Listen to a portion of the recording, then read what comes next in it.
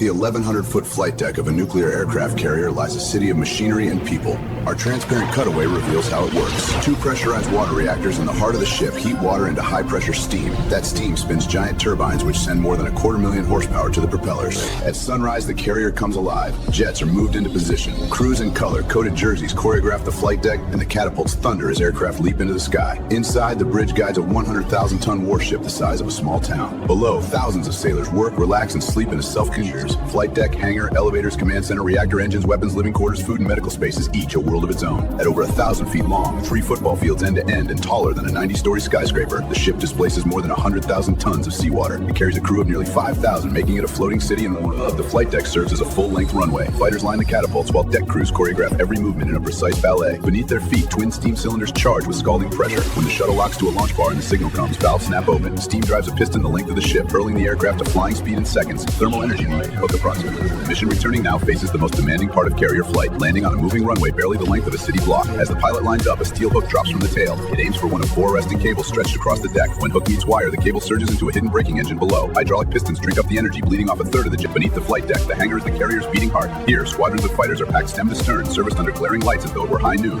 Technicians strip down engines, check electronics, and top off tanks. Everything in this cavern is arranged for speed. Every cart, cable, and workstation so jets can be refueled, rearmed, and rolled back up in minutes. When the fight calls, the hangar and the deck below, a jet rolls onto the platform. With a rumble of motors, the elevator begins to lift, carrying 40 tons of aircraft, fuel, and ordnance toward the open sky. Beneath the deck, steel cables and hydraulic cylinders share the strain, guiding the slab of armor steel as smoothly as an escalator. In less than a minute, the fighter is flush with the flight deck, chained off and folded into the launch queue. These elevators knit the carrier together.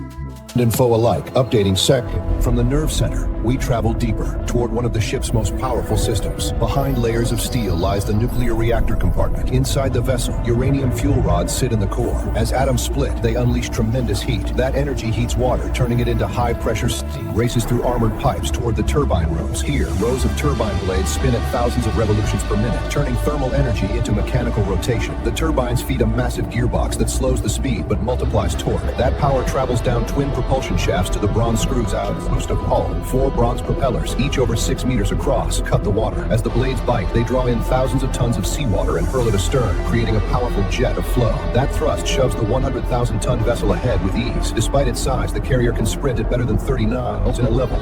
Below the flight deck, reinforced magazines hold the ship's arsenal of missiles, bombs, and other ammunition. Specialized elevators lift each load to the hangar level. Once topside, ordnance crews in red shirts guide the weapons to waiting aircraft and secure them to pylons. Safety pins and multiple checks keep each round in nerve. For the thousands who live aboard, the ship is more than a workplace. It's home. Compact berthing compartments stack rows of bunks just inches apart. Narrow passageways thread the ship together like city streets. Recreation rooms and gyms give sailors space to relax and stay fit between missions. And whether it's noon or 2 in the morning, life aboard never.